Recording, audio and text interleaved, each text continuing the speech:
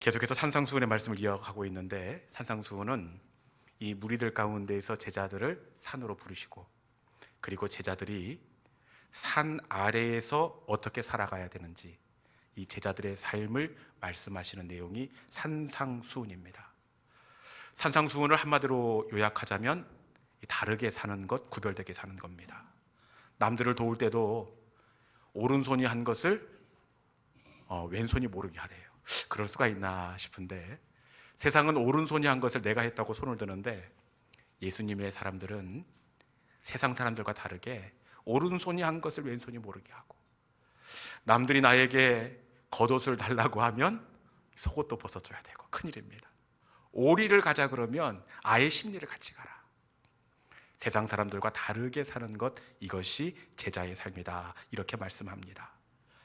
여러분, 세상 속에서 딱 봐도 구별되게 사는 것, 이것이 제자의 삶인데, 우리의 삶의 자리가 딱 봐도 구별되는 제자의 삶이 되어야 할 줄로 믿습니다. 이 시간 옆에 분 바라보면서 그렇게 인사했으면 좋겠어요. 이 인사가 참 좋아요.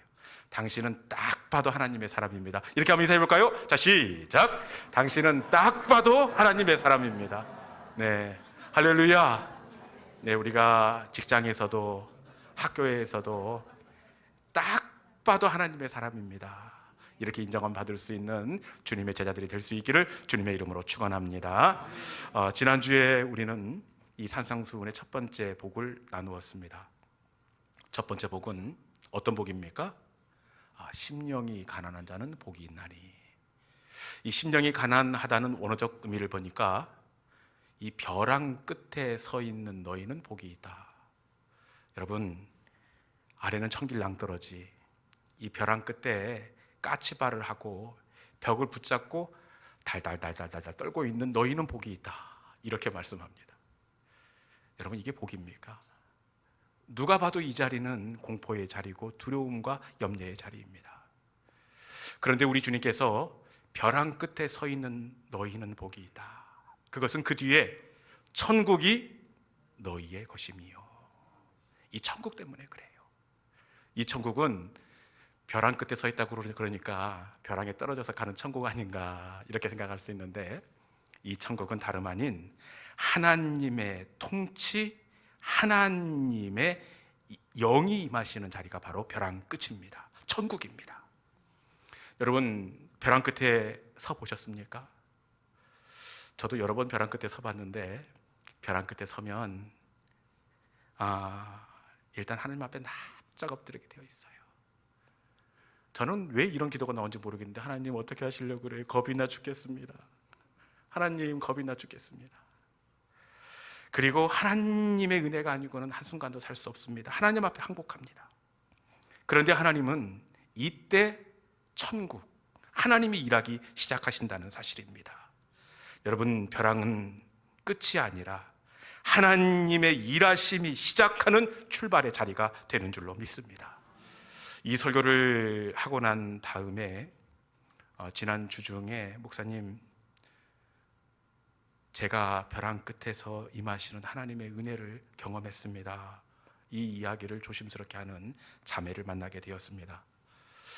우리 교회에 출석하는 자매였는데, 이분은 의대에서 학생들에게 해부학을 강의하시는 선생님이십니다. 지난 1월에 이 몸에 이상 신호가 느껴져서 병원에 가서 검진을 받았는데 눈치채셨죠. 안타깝게도 암이라는 이렇게 결과를 얻게 되었습니다. 혹시나 싶은 마음에 잘못이겠지, 다른 병원에 가서 다시 사진을 찍고, 다른 병원에 가서 다시 사진을 찍고, 그리고 똑같은 이야기를 들으니까 안 되겠다 싶어 MRI, CT 사진을 가깝게 지내는 영상의학과 선생님에게 내비쳤다는 겁니다. 그런데 이분 역시 안타깝지만 소견상 암일 확률이 99%입니다. 그런데도 이 자매가 암이면 빨리 수술을 해야지, 그런데 이미 잡아놓은 학회와 약속된 해외 연수들이 이렇게 밀려 있어서 이 수술을 못하고 날짜를 연기하는 겁니다. 날짜를 연기하고 학회도 가고 또 학교에서 연구도 하는데 여러분 이 속에 암이 있다고 생각되는데 무슨 일이 손에 잡히겠습니까? 그러다가 드디어 지난 주중에 수술 일정을 잡고 이 수술을 기다리면서 이 설교를 들었습니다.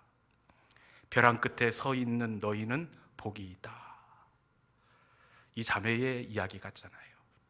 그러면서 제가 드렸던 그 기도와 똑같이 이런 기도를 했대요. 주님, 겁이 나 죽겠습니다. 하나님, 주님의 은혜가 아니고는 한 발자국도 걸을 수가 없는 하나님, 제발 살려주십시오. 그러다가 지난 화요일에 1월부터 10월까지 미루어 놓았던 이 암 수술을 하게 되었는데 병원에서 이야기하는 수술 시간은 5시간.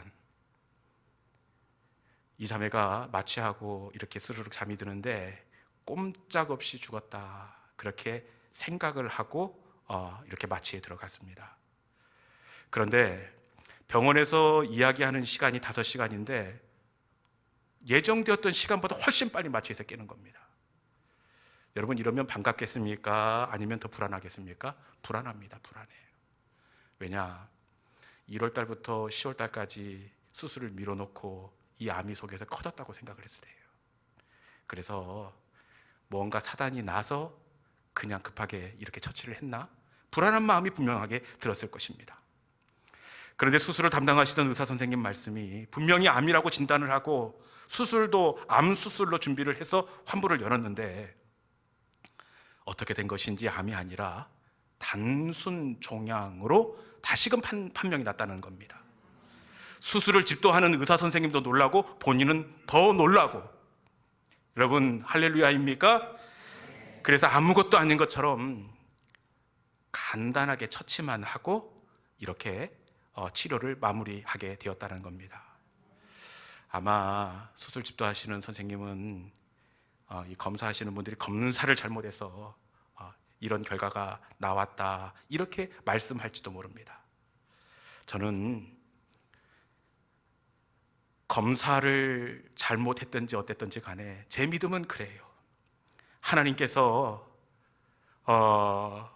그 자매를 살려주시려고 그 암을 아무것도 아닌 것 같이 우리 하나님께서 바꾸어 주신 줄로 믿습니다. 사실 그 자매를 살려주신 것이 아니라 저를 살려주셨어요. 1월 달부터 내색도 못하겠고 볼 때마다 얼마나 가슴이 미어지는지 우리 사모랑 새벽마다 울면서 그 자매를 위해서 기도했습니다.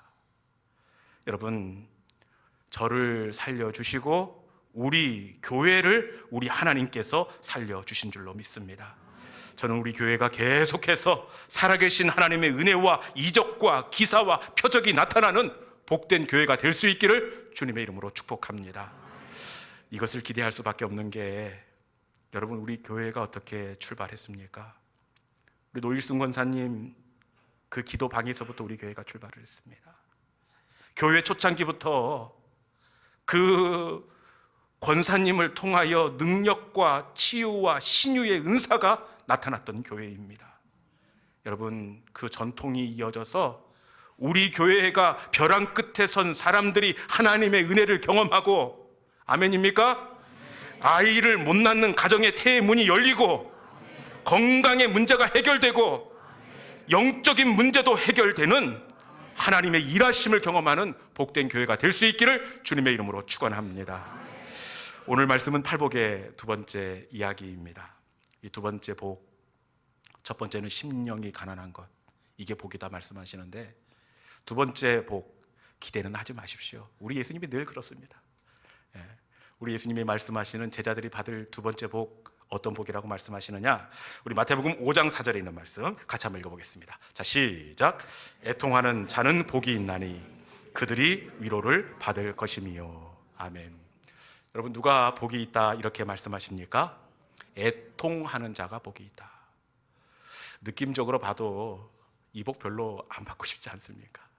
애통하는 것이 복이 있다. 이 애통, 한자적 의미를 보니까 슬플 통, 아플 통자를 씁니다. 이 애통은 몹시 슬프고 몹시 아픈 것, 이것이 바로 애통입니다. 몹시 아프고 몹시 슬프다. 이게 그냥 생겨난 것이 아니라 이 앞서 어떤 사건이 있었고 그것 때문에 가슴이 아프고 몹시 슬픈 것, 이것이 바로 애통입니다. 앞서서 어떤 일이 일어났을까요? 유진 피터슨의 메시지 성경을 보니까 몹시 아프고 몹시 슬프게 한 사건을 가장 소중한 것을 잃어버린 너희는, 이렇게 풀어쓰고 있습니다. 가장 소중한 것을 잃어버린 다음에 찾아온 몹시 슬프고 몹시 아픈 겁니다. 그러면 도대체 가장 소중한 것을 잃어버린 다음에 몹시 슬프고 몹시 아픈데 가장 소중한 것 무엇일 것 같습니까? 이것을 알아내기가 쉽지는 않은데, 제가 번역 성경 중에 NIV 영어 성경을 보니까 애통, 이것을 후모원을 쓰고 있습니다. 모원. 이 모원은 슬퍼하다, 이 장래의 의미를 가지고 있습니다. 그러니까 영어 번역대로라면 가장 소중한 것을 잃어버린 것, 모원입니다. 모원, 무엇입니까? 사랑하는 사람을 떠나보낸 아픔. 여러분, 이게 복입니까? 사랑하는 가족을 떠나보내는 것, 이것이 얼마나 아픈 것인데 우리 주님은 그것이 복이다, 이렇게 말씀합니다. 누가 봐도 여기서 말하는 애통은 정말 가슴 아픈 일이고 절대로 복이 될 수가 없습니다. 그렇지 않습니까? 그런데 우리 주님은 아니다, 애통하는 자가 복이 있다, 가장 소중한 것을 잃어버린 너희는 복이 있다, 이렇게 말씀하고 있습니다.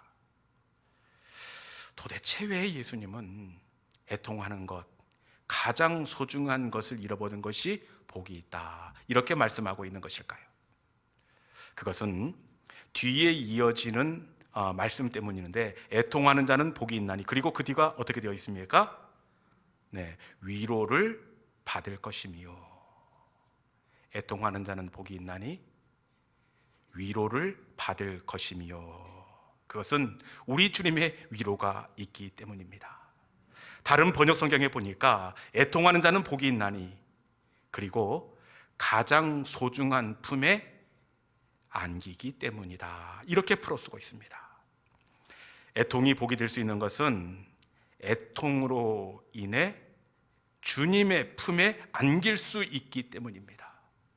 주님의 품에 안길 때 모든 슬픔은 떠나가게 되어 있고, 주님의 품에 안길 수만 있다면 우리의 엄청난 거절감과 상처는 위로를 얻게 될 줄로 믿습니다. 주님의 품에 안길 때 모든 슬픔이 이렇게 위로를 받게 되는데, 여러분, 멈추지 않을 것 같았던 독자 아들을 떠나보낸 나인성 과부의 눈물이 언제 멈추게 되었습니까? 울지 말라, 그 장래의 행렬을 멈추고 우리 주님이 그 여인을 만나 줄 때였습니다. 귀신 들린 딸을 바라보는 엄마의 애통함이 언제 치유를 받았습니까? 우리 주님을 만날 때입니다. 남편 5 있는 수가성 여인의 애통함이 언제 쌓임을 얻게 되었습니까? 역시 우리 주님의 품 안에서 상처와 거절감이 회복될 수가 있었습니다. 이 시간 주님의 품에 거하는 믿음의 성도들이 될 수 있기를 주님의 이름으로 축원합니다. 그러면 왜 주님의 품에 안기면 모든 눈물이 멈추고 모든 실패와 좌절이 위로를 얻게 되는 것일까요? 왜 그럴까요?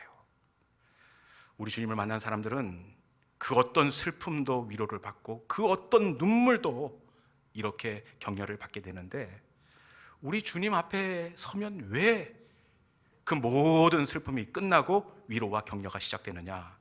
그것은 히브리서 4장 15절에 있는 말씀입니다. 히브리서 4장 15절 같이 한번 읽어볼까요? 자, 시작. 우리에게 있는 대제사장은 우리의 연약함을 동정하지 못하실 리가 아니요 모든 일에 우리와 똑같이 시험을 받으신 이로되 죄는 없으시니라. 아멘. 우리 주님이 우리를 덮어주실 때 우리가 위로를 얻게 되는 이유가 무엇이라고 말씀하시느냐?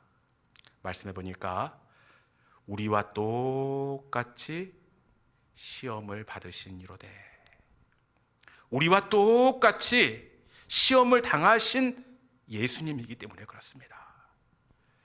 여러분, 우리가 이 땅에서 겪는 모든 애통과 슬픔을 예수님이 직접 경험하셨습니다. 그렇기에 주님이 경험하시고 우리에게 주시는 위로는 세상이 말하는 위로와 차원이 다른 만져주심과 격려가 되는 줄로 믿습니다. 아픔을 직접 겪어본 사람이 주는 위로와 격려는 막연하게 아는 사람이 이렇게 말로 하는 격려와 그 깊이와 차원이 완전히 다릅니다. 그 아픔을 겪어본 사람이 주는 것은 여러분 그 깊이가 달라요. 전에 있던 교회에서 젊은 안수 집사님이 50도 못 되었는데 이렇게 천국으로 떠나는 일이 있었습니다. 50살도 50살도 못 되었는데 생때 같은 아들을 천국으로 보냈으니 이 노 권사님의 가슴이 어떻겠습니까? 많은 사람들이 조문을 오고 담임 목사님이 위로를 하지만 이 권사님이 조문도 안 받고 이 빈소 옆에 있는 그 빈 방에 들어가서 입을 뒤집어 쓰고 끙끙끙끙 앓는 거예요. 그러다가 우리 교회에 박 집사님이 조문을 왔는데 이 박 집사님은 1년 전에 대학생 어린 아들을 천국으로 떠나보낸 젊은 집사님입니다. 박 집사님 오셔서 안쪽에 있는 방으로 들어가시더니 권사님 저 왔어요. 그러고는 그 권사님을 가만히 안아주는 겁니다. 그러면서 권사님 어떻게 해요? 저는 권사님의 가슴을 알지요. 권사님 어떻게 해요? 그러자 이 연로하신 권사님이 젊은 집사님 가슴에서 방성대곡을 하는 거예요. 여러분, 겪어본 사람이 건네는 위로는 깊이가 다르고 차원이 다릅니다. 이 암 선고를 받고 어려운 항암 과정을 지나면서 죽음 앞에 겁이 나보고 사랑하는 가족들을 더 이상 못 본다는 그 염려와 불안으로 잠을 설쳐본 사람이 암 진단을 받은 누군가에게 이 건네는 위로는 차원이 다릅니다. 여러분, 그런데 우리 주님이 어떻게 하셨습니까? 우리 주님은 우리가 이 땅에서 당하는 모든 시험과 고통을 똑같이 당하셨습니다. 그렇기에 주님이 주신 위로와 격려는 사람이 주는 위로, 누군가가 막연하게 주는 격려와 차원이 다릅니다. 여러분, 우리 주님은 이 땅에 육신을 입고 오셔서 우리가 당하는 모든 시험을 당하시는데 어디까지 시험을 당하셨을 것 같아요? 언제부터 시험을 당하셨을 것 같아요? 우리 주님은 우리가 이 땅에서 겪은 그 어떤 상처와 아픔, 그 시작되기 이전부터 우리 주님은 거절감을 이미 경험하십니다. 우리 주님이 언제부터 거절감을 당하셨느냐? 어떤 분은 태어나시던 날 빈방 있습니까? 빈방 있습니까? 없습니다. 이때부터 거절을 당했다고 얘기하는데 사실은 그때가 아니라 언제? 뱃속에 생겨날 때부터 거절감을 당하셨어요. 아직 결혼을 하지 않은 어려도 너무 어린 이 학생 같은 마리아 엄마예요. 이 어린 마리아가 아기를 임신했으니 인간적인 눈으로 볼 때 얼마나 불안했겠습니까? 정혼한 요셉에게는 어떻게 말하고 부모님에게는 어떻게 말하고 이 불안한 마음에 엄마가 불안해하니까 우리 예수님은 여러분 뱃속에서 인간적인 눈으로 볼 때 얼마나 불안했겠습니까? 이리 피하고 저리 피하고 혹시 잘못되는 것은 아닐까? 우리 주님은 뱃속에서 생겨나면서부터 우리가 이 땅에서 경험해야 할 처음부터 끝까지의 모든 즐거움과 시험을 직접 당하신 주님이십니다. 자라면서는 조금 편안하셨을까요? 그게 아닙니다. 예수님의 아버지 요셉이 비교적 이른 나이에 천국으로 떠난 것으로 그렇게 되어 있습니다. 요셉의 성품으로 봤을 때 이 큰아들 예수님을 참 많이 아끼고 사랑해 줬을 것 같아요. 자상했을 것 같아요. 그런데 비교적 어린 나이에 따뜻한 아버지를 천국으로 떠나보냈으니 이 소년 예수님의 가슴이 어떻겠습니까? 그 상실감과 그 슬픔, 우리 주님은 함께 똑같이 겪으셨습니다. 그리고 아버지가 떠난 그 자리를 예수님께서, 아버지가 잡으셨던 대패를 예수님께서 잡으시고 홀어머니 먹여야 되고 동생들 줄줄이 있는데 밥 굶기지 않기 위해서 밤이 새도록 대패질을 해야 했습니다. 우리 주님은 우리가 이 땅에서 경험하는 그 모든 삶의 질고와 어려움을 직접 경험하셨습니다. 뿐만 아니라 우리 예수님이 마지막에 어떻게 하십니까?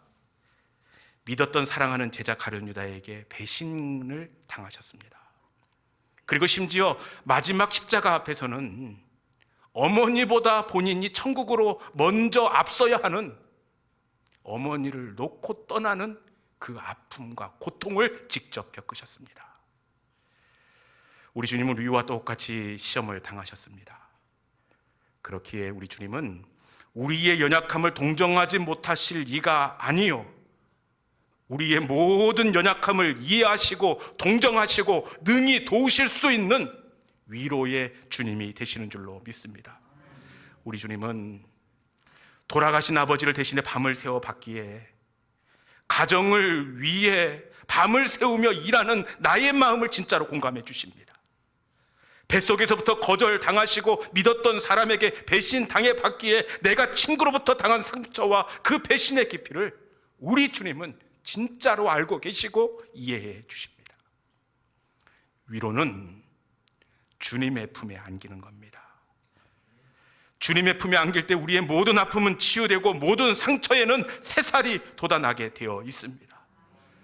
우리의 상처가 얼마나 깊던지 간에 우리 주님은 우리보다 더 큰 상처를 이 땅에서 이미 당하셨습니다. 우리의 거절감이 얼마나 크든지 간에 우리 주님은 십자가에서 우리가 당한 그 어떤 거절감보다 더 큰 상실감을 이미 겪으셨습니다. 그렇기에 우리 주님은 우리의 연약함을 동정하지 못하실 리가 아니라 넉넉하게 이해하시고 우리를 덮으시고 치료해 주시는 주님이 되시는 줄로 믿습니다. 위로는 주님의 품에 안기는 겁니다. 주님의 눈물이 우리의 눈물을 닦을 때에 우리의 눈물은 그치게 되어 있고, 주님의 아픈 가슴이 우리의 가슴을 만지실 때에 우리 가슴에 새살이 돋아나게 되어 있습니다. 이 시간 우리를 공감하시고 이해하신다. 나는 너를 알고 있다. 주님의 그 상처로 우리의 상처를 만지시고 우리의 눈물을 닦으시는데 우리 주님의 위로와 회복이 우리 사랑하는 믿음의 성도들 가운데 있기를 주님의 이름으로 축원합니다. 이 시간 주신 말씀을 기억하면서, 주님, 나도 나를 이해하지 못하는데 주님은 나를 이해하시고 나를 공감하시고 나조차도 어쩌지 못하는 나의 마음의 상처를 고치시고 위로해 주겠다 말씀하시니 감사합니다. 주님, 이 시간 내 눈물을 주님의 눈물로 닦아주시고 내 상처를 주님의 상처로 덮어 주시옵소서. 주님은 나의 아버지십니다. 나를 안아주시고 이 시간 찬송을 통해서 나를 격려하여 주시옵소서. 이 시간 이 고백을 담아 아바 아버지, 우리 함께 찬양하도록 하겠습니다.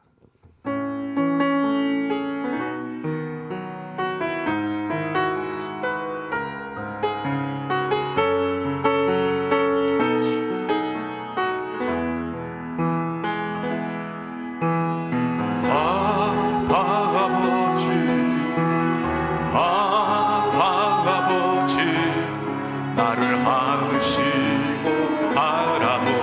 아버지시는 아빠 아버지, 아빠 아버지, 아빠 아버지, 나를 도우시고 힘주시는 아버. 다시 한번 찬양할까요? 아빠 아버지, 아빠 아버지, 아빠 아버지, 나를 안으시고 바라보시는 아빠 아버지, 아빠 아버지, 아빠 아버지, 나를 도우시고 힘주시는 아버. 주는 내 맘, 주는 내 맘을 고치시고 볼 수 없는 상처 만지시네. 나를 아시고 나를 이해하시네. 내 영혼 새롭게 새으시. 주는 내 맘, 주는 내 맘을 고치시고 볼 수 없는 상처 만지시네. 나를 아시고 나를 아시고 나를 이해하시네. 내 영혼 새롭게 세우시 아버지, 아빠 아버지, 아빠 아버지, 나를 안으시고 바라보시는 아빠 아버지, 아빠 아버지, 아빠 아버지, 나를 도우시고 힘주시는 아버. 주는 내 맘, 주는 내 맘 고치시고 볼 수 없는 상처 만지시네. 나를 아시고 나를 이해하시네. 내 영혼 새롭게 세우시네. 주는 내 맘, 주는 내 맘을 고치시고 볼 수 없는 상처 만지시네. 나를 아시고 나를 이해하시네. 내 영혼 새롭게 세우시. 주는 내 맘, 주는 내 맘을 고치시고 볼 수 없는 상처 만지시네.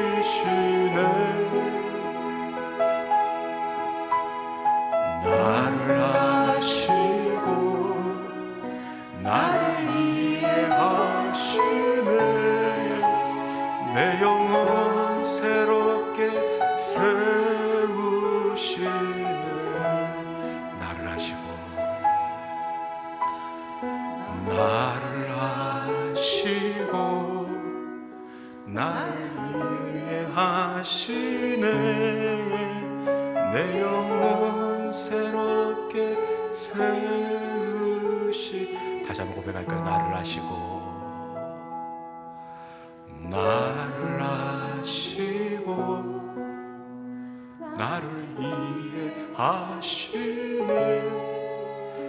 내 영혼 새롭게 세우시.